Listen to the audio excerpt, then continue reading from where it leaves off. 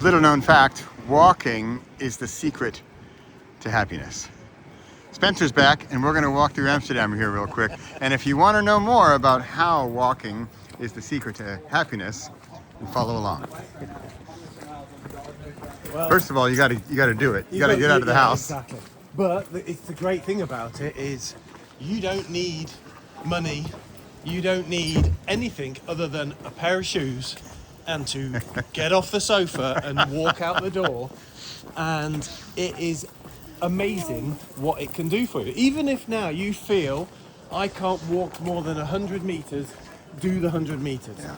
Because if you start doing it on a regular basis, before you know it, that 100 meters becomes a kilometer, and then it becomes 10 kilometers. And at that point, you can take it as far as you want. And at least for me, the more that I move, the more that I have this feeling that my body is working, that I'm moving through the city or moving through the forest, it gives me an enormous sense of well-being. It's like a really powerful feeling.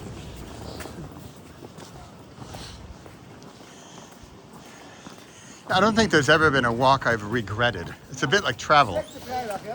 I don't think I've ever said, man, that walk was a waste of time. I sure should have sat home on that one. But no, here we are because we decided to walk. We just walked through Vondelpark. Should have hit record earlier.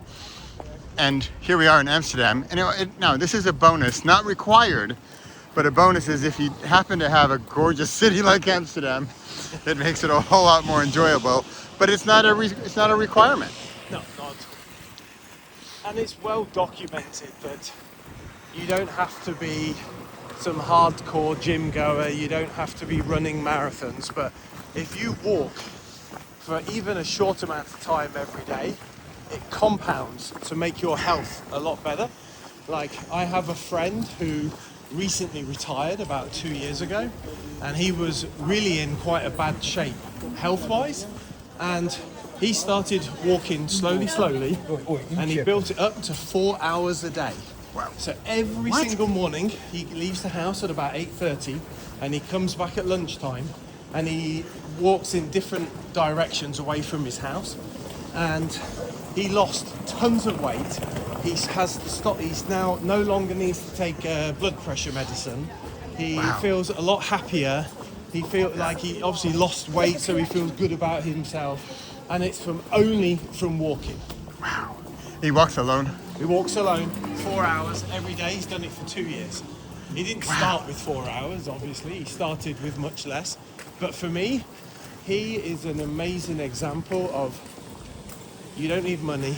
You don't need expensive things. No. You need some time. You need to dedicate time to it. Yeah. But, I know that I spend multiple hours a day on a screen, that I can decide to take an hour out of that time. I can take an hour out of my screen time and I can use it to go for an hour's walk. Well, and also I often talk about creating and consuming, and well, actually we are creating right now. You could chalk that one up. But if you're like me and you want to do afternoon consuming, you can combine a walk with listening to a podcast. Yeah. And there's walking. It's a different kind of walking, but it's still walking. All walking doesn't need to be crystal clear perfection, and you're listening to the chirp of the birds or whatever maybe unrealistic situation. But it can also be turned into your educational hour. Now we're talking habit stacking. Or you can phone your mum like I do. I use walking to talk sometimes. Yeah. I've done many 1 hour walks where I know that if I ring my mum, it will take me an hour. Yeah. So I use it to go for a walk. Yeah. I wish I could still do that. I did that all the time, and I don't regret it ever. Yeah. There you have it. Pretty simple, really. Just walking, just putting on the shoes. Did I ever tell you this, Spencer? I had one of my very first published articles ever. It was for Writer's Digest magazine, which is a big thing in that industry and used to be even a bigger thing. And it was called Just Put On the Shoes. Okay. And I sort of combined how the struggles of writing is like the struggles of jogging or running or even walking. And the title was Just Put on the Shoes. Yeah. Sort of like, just get the pen out, just to write a few words. So just put on the shoes, get out the door, and walk even the tiniest bit. And then we're also back to consistency and habits. How often can you do it? What can you promise to yourself? And don't overstretch. Don't say, I'm going to run a marathon by Saturday. I know somebody that I used to work with that had a pretty bad back injury, and he said that he wants to go back to running, and they kind of laughed at him. And he started with, when he went to bed, he used to put his running shoes by the bed. And in the morning, his only task was to try and put them on. Oh, wow. And then it was, can he walk down the stairs? And then it's, can he walk and open the front door and walk into the street? And then can he get to the end of the street? But yeah, he started, and now he's running every day 7 miles.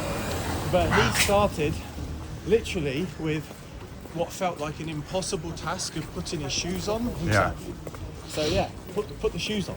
That's where it starts. All right, there you have it. That's the hardest bit. That's the hardest bit, and hopefully someday the easiest bit.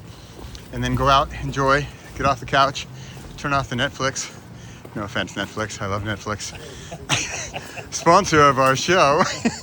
Again? What, are they again? sponsoring again? God, they love I'm us. just hungry for it. It's just them and the running shoes companies just keep. Oh yeah, Nike's on the phone. Gotta go. I know, gotta go. Okay, go enjoy. Go outside, get off the couch.